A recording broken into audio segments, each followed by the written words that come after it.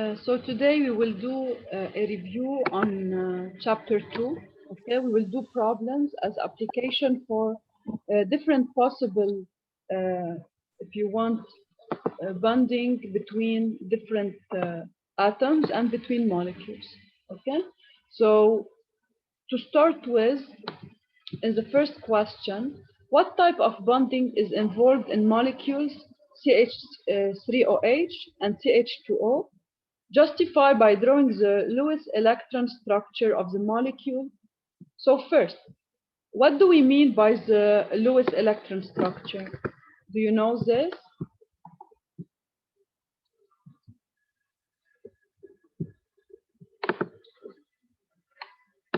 What is the Lewis electron structure? I think وقتها نرسم الاليمنت والدوتس حواليها الفالنس electrons. Exactly. So we will draw, we draw each atom with the dots around it. How to know how to do this? You should always look at the periodic table. Okay. So for instance, let us go to the course material.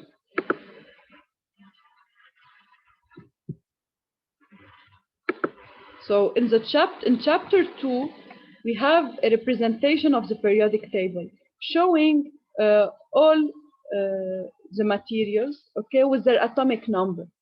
The atomic number is very important for us because it will allow us to know how much electrons are present on the outer orbit.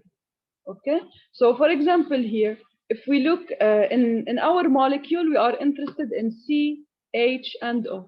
So if we try to find them here, we have, this is C, we have H, and we have O. Okay, so the atomic number of H is 1, the atomic number of C is 6, and the atomic number of O is 8. So let us write this here, and we will see how to use the atomic number to draw the Lewis structure.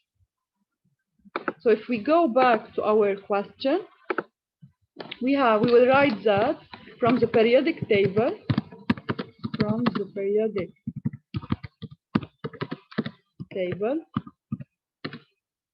we have the atomic number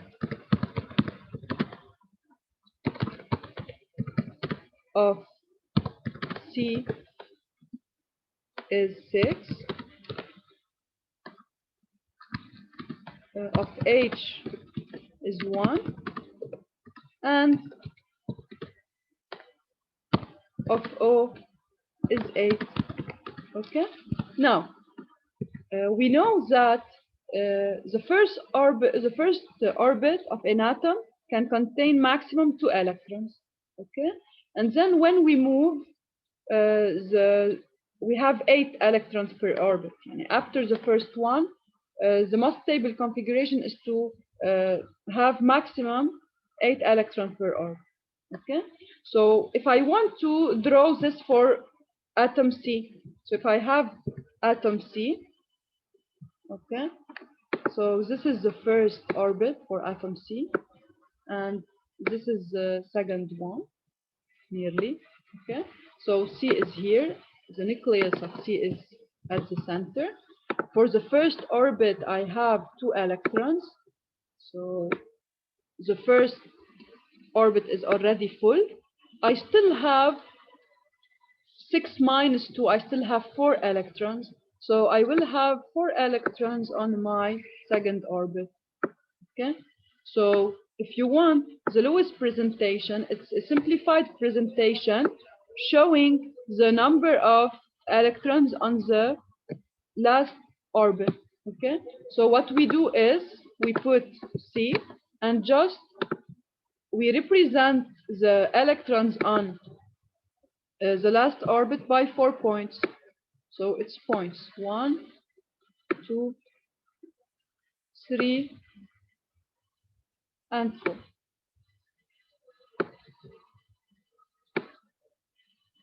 Okay, now this is the Lewis electron presentation for atom C. Now for H, it does just have one electron, so it's very simple. We just have one electron, so we put 1 point like this.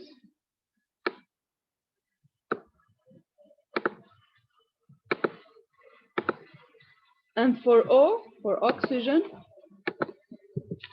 we have that the total number of, the atomic number is 8, so the total number of electrons is 8. We have already 2 electrons on the first orbit, so if we draw the second one, we'll have on the second one 6 electrons. Okay, so since it is 6 electrons, then we can put them like this. So we have 6 dots. So first we start by putting 1, 2, 3, 4, and then we still have 2, so we will put 1 electron here, let's say, and another one here. So this is the Lewis electron structure for each atom. Okay, now what we will do is we have a molecule which is CH3OH. Okay, we want to try to represent the molecule that is 4. Okay, in general, when you have several atoms in a molecule and all of them needs not a very high number of electrons to close their number of 8, in general the bonding between them will be the type is covalent bonding, so they will share electrons. Okay, ionic bonding will be the case where you have for one atom very few electrons to complete the set, and for another atom a very high number of electrons. So in this case you will have transfer of electrons.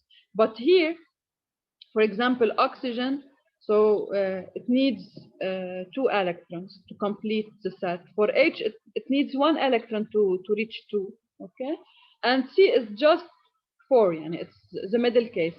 It does not have very low number and not very high number, just as the middle.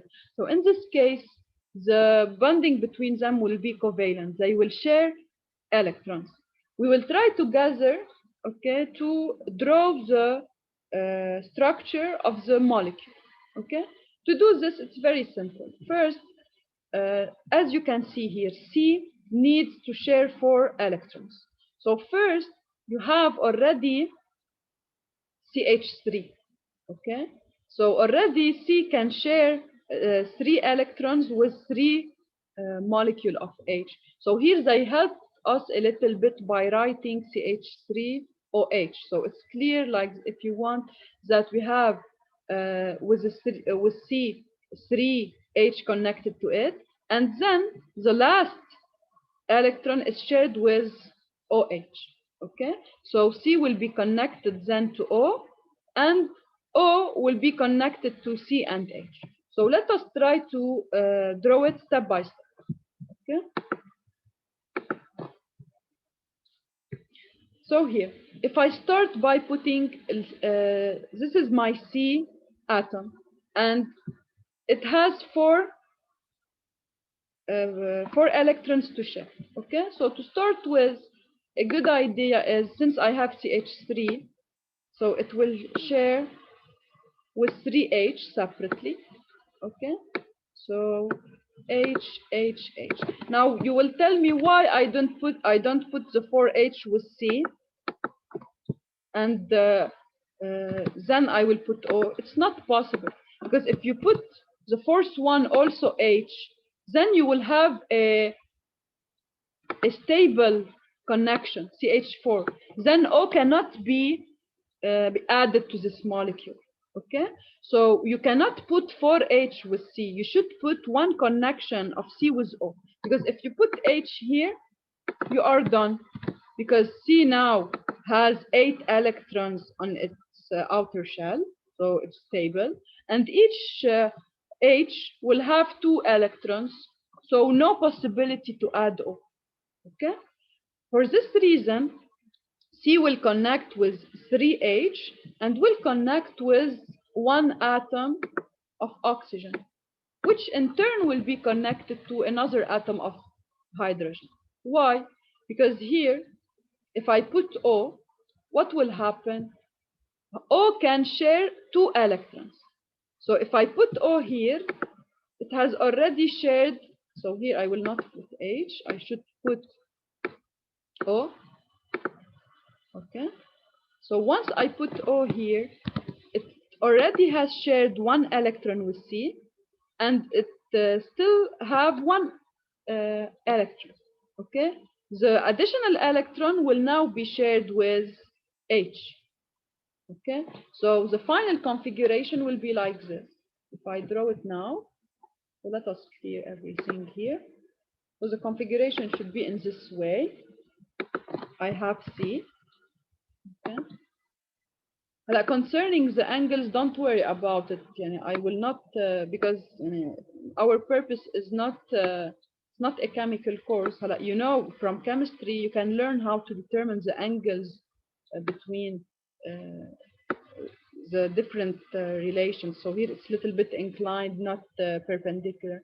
But for this course, we will not go over these tiny details. Okay. So this is CHH. And when you have 2 electrons shared, you can represent this by a line. So this means that I have 2 electrons shared by these 2 atoms. And I have here, so here I have oxygen, O.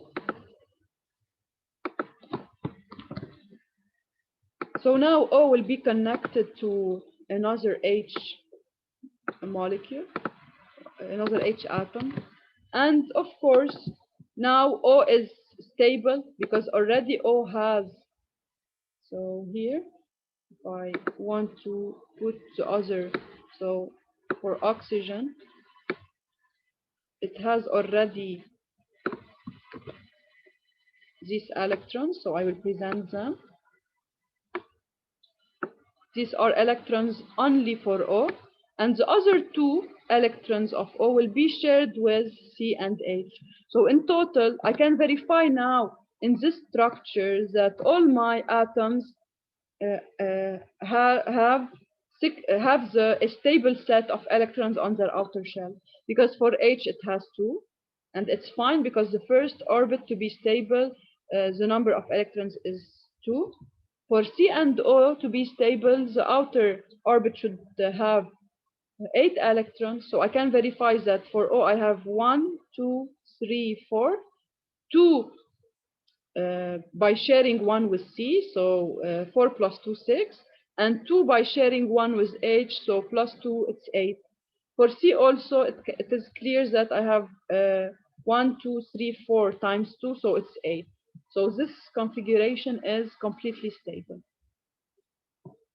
Any question on this problem, on this part? Okay. Now I move to the second proposed molecule. The second proposed molecule is CH2O. Okay. So it's the same procedure. I search for the atomic number. Already it is the same elements, CH and O. So I know that the atomic number of C is 6, of H is 1, and of O is 8.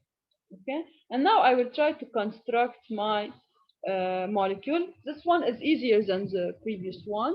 So here it's very clear. I have C.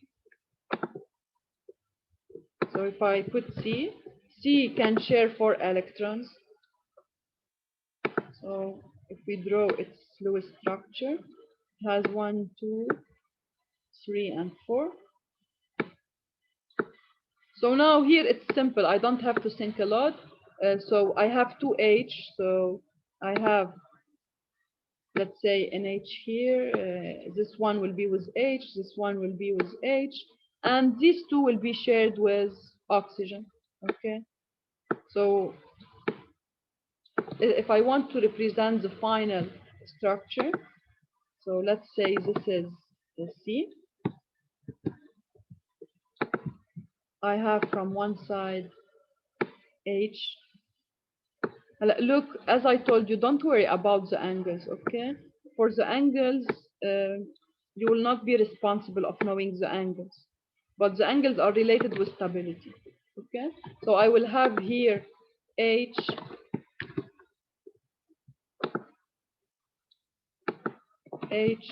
and from this side O. Okay, and of course for oxygen I can represent its own electrons, so it already has these 2 electrons are shared. We still have 4 electrons for O, so I can represent them like this, 2 from this side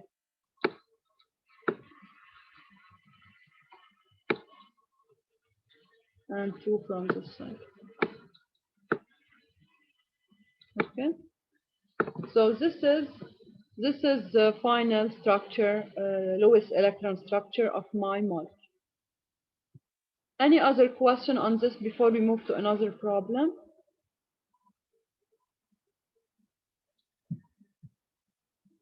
Okay, so let me move to another problem.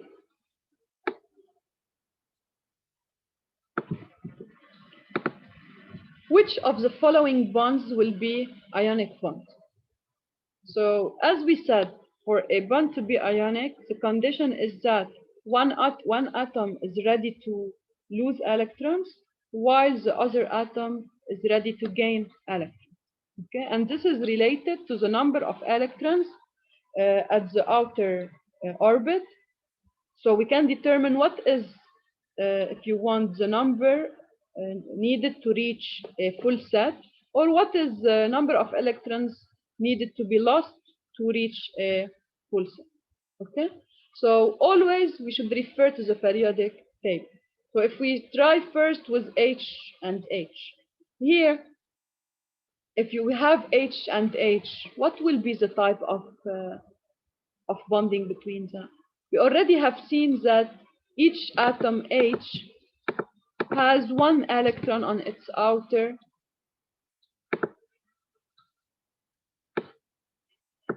orbit. Okay, so if you have 2 atoms H, of course, what will happen is that they will share them together so that they will achieve a full set of 2.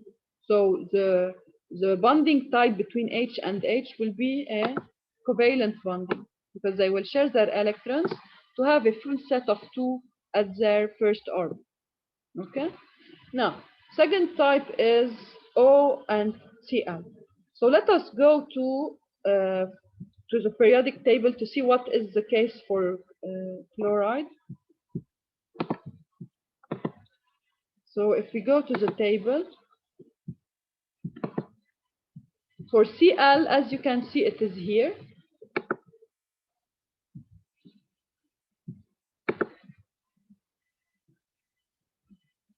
This is Cl.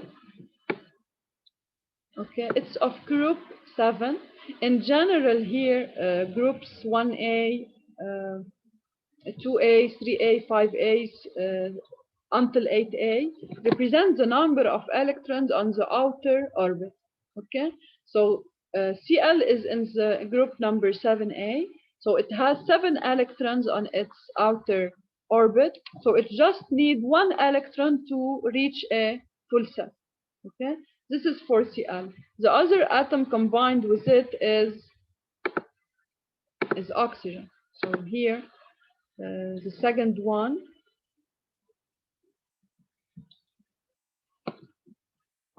sorry, just 1 minute. Yeah, so the second one is oxygen. So here we can write that Cl needs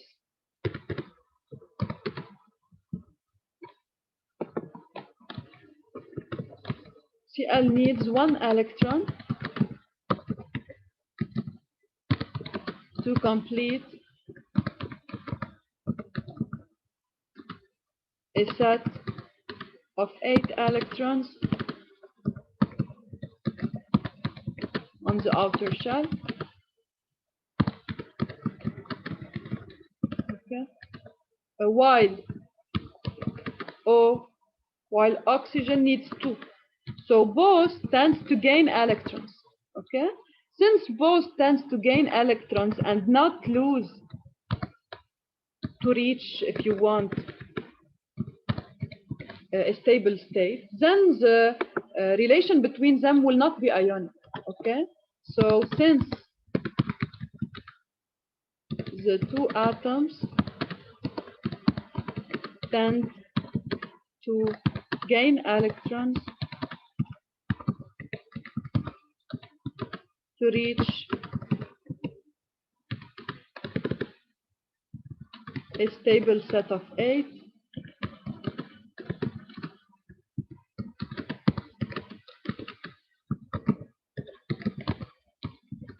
then the bond between them will not be ionic. Okay, so bonding between them will not be ionic. Okay, now for the third type, Na and F. Okay, so if I go to the periodic table now, for sodium, if I search for sodium, it is in the first group. So sodium, since it is in the first group, it has 1 electron on its outer orbit. So it will tend to lose this electron to reach a stable configuration. While F is in group 7. So it has 7 electrons on its outer orbit. So it will tend to gain 1 electron to reach a stable set. In this case, yes, the bonding between them will be ionic, because sodium will lose 1 electron and F will gain 1 electron. So we will have ions Na plus and F minus, which will be attracted together by ionic bond. Okay, so let us write it here.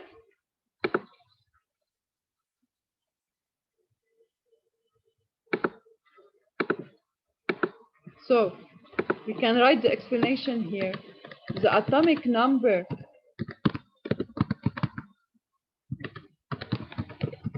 of Na is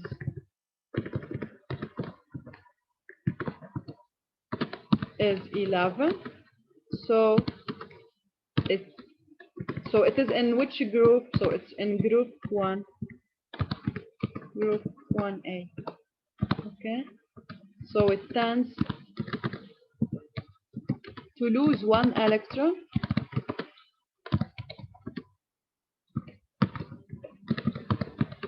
in order to reach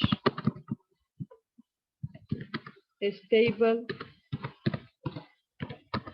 configuration. Okay, while F is while the atomic number for F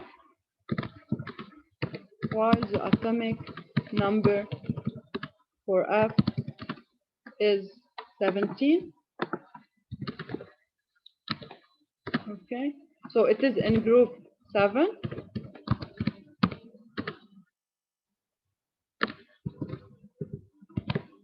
So it tends to gain 1 electron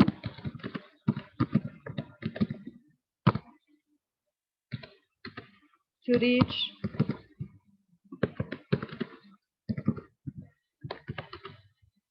a stable configuration. Okay, and of course, when sodium will lose an ion, it will give us what? It will give us ion Na plus. Okay, giving, so here Na will giving ion Na plus. Okay, while F will give us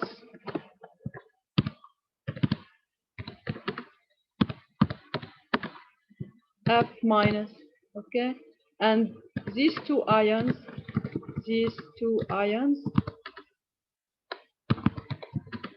will be attracted due to opposite charge. Due to opposite charges, which will give us which compound? Which will give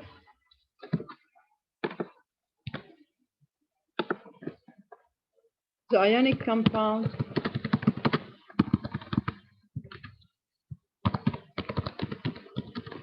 NaF. Okay, NaF.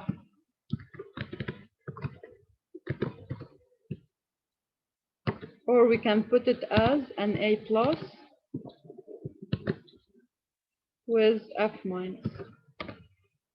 Okay.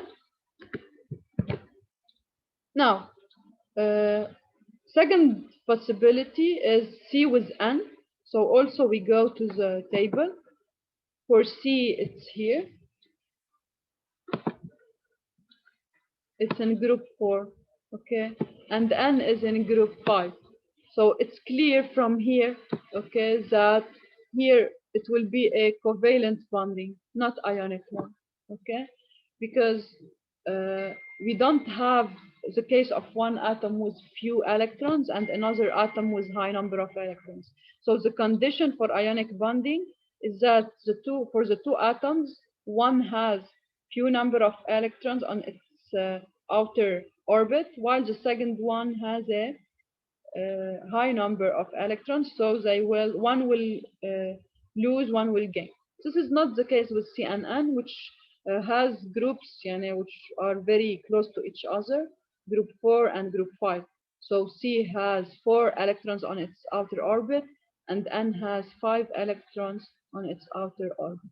So we can say that no, it will be a covalent bonding between the two. So here it will be a covalent bonding since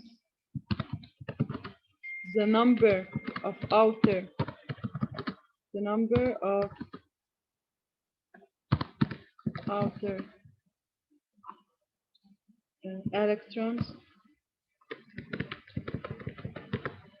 electrons on the outer orbit is high, is relatively high and close to each other. You have, so it's relatively high. So 4 for C and 5 for N.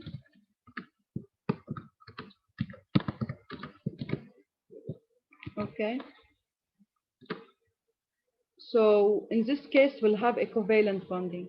Now look, in which case we have metallic bonding?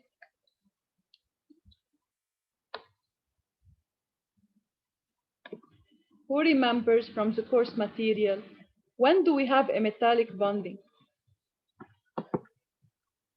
Same metal, maybe. When you have two, in the case of the two components have low number of electrons on the outer orbit, okay? So what will happen that you will have, let's say, a sharing of electrons between a high number of atoms, which will create like a cloud of electrons permeating the entire block, okay?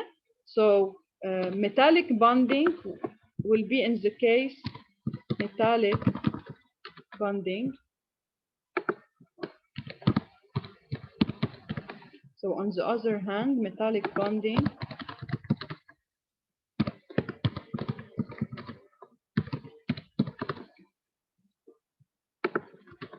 will take place when several atoms with low number of electrons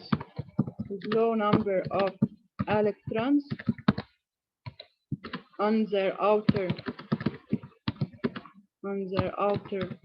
orbit are connected together. Okay, in this case So in this case,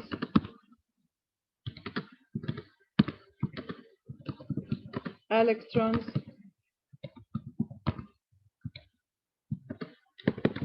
will be shared by all atoms, okay, forming a cloud of electrons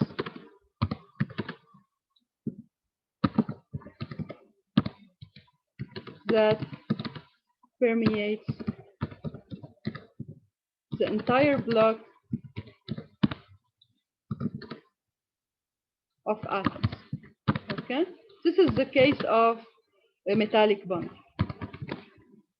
Now, the last example, CS and F. So also we go to the table. So here it's clear CS is here, and in group 1, and F in group 7. So it's the same explanation as for Na plus F minus. We'll get CS minus, CS plus F minus. Okay. So here in the two examples we have one atom from group 1 and one atom from group 7. Who will give me another possibility? If I have, for example, an atom from group 2, it can do an ionic bonding with what? Oxygen. Very good. No? With oxygen. Or if you want, it can do a ionic bonding with 2 ions of group 7. So if I have one atom in group 2, it can do an ionic bonding with an atom in group 6, or an ionic bonding with 2 atoms of group 7. Okay? We'll see this in other examples.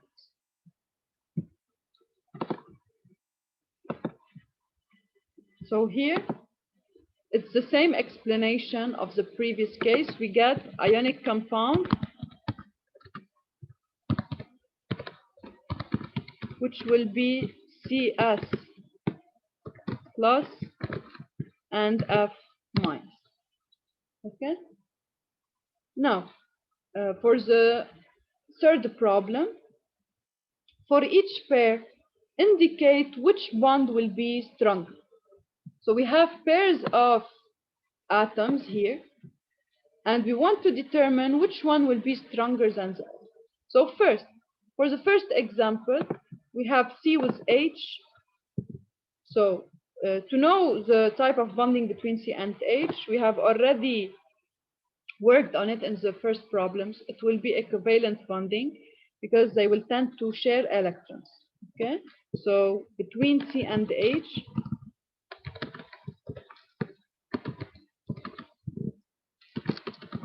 the bonding is covalent. Okay. Now for Le and F, let us go to the table. So for Le, you can see that Le is in group 1, while F is in group 7. So what will be the type of connection between these two? Ionic. Very good. So we have ionic bonding. So here we have ionic bonding between Le and F. Okay, so forming what? Forming the ionic compound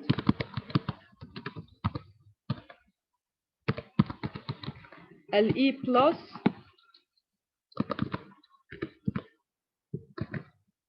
and F minus. Okay, so in this case, which one will be stronger? Who will tell me? The covalent bonding between C and H, or the ionic bonding between Le plus and F minus? The ionic. Very good. Why? Because the ionic bonding is stronger okay, since you have attraction of opposed charges. You know that electrostatic attraction is very strong. So in general, ionic bonding is has a higher force than of attraction than covalent bonding. Okay, so ionic bonding, ionic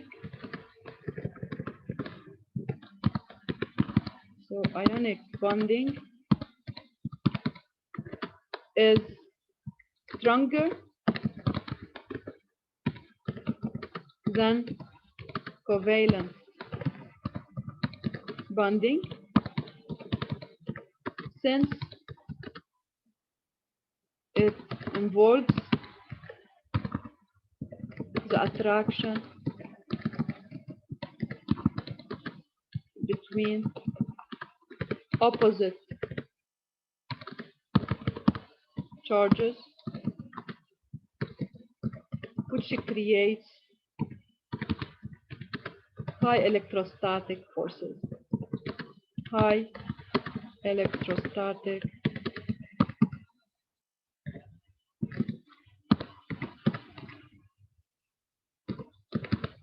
forces. Okay, and the second type, the second question, we have LEF and MgO. We want to compare them. Okay, so let us go to the periodic table. For LEF, we have Le in the first group and F in the group 7. So it's an ionic bonding. It will give us Le plus and F minus. The second, we will compare with the bonding between Mg and O. If I take Mg and O, so this is Mg and this is O. What will be the resulting compound? It will be also an ionic compound because Mg has 2 electrons on its outer orbit, while oxygen needs to gain 2 electrons in order to reach a set of 8. So Mg will lose 2 electrons and give them to O. So the final ionic compound will be Mg 2 plus, okay, and O 2 minus. So both will be ionic compound, but which one you think will be stronger? LIF. Why? Because of electronegativity, لأنه the F needs to attract electron بتكون أقوى منها لأنه بعد عندها 1 electron to become stable.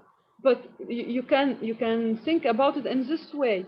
When higher the number of electrons doing at opposite charges doing attraction, higher will be the bonding. So in Mg2 plus or 2 minus, you have plus 2. And here for Mg you have plus 2, for O2 you have minus 2. So the number of charges in attraction is higher in Mg2 plus O2 minus than in Le plus F minus. This is why in Mg2 plus O2 minus the bonding is stronger, okay? Because the charge is higher. So you have 2 plus attracting with 2 minus. While in LEF you have only 1 charge of attraction, 1 plus with 1 minus. So in this case, which will be stronger is this one. Okay, so higher the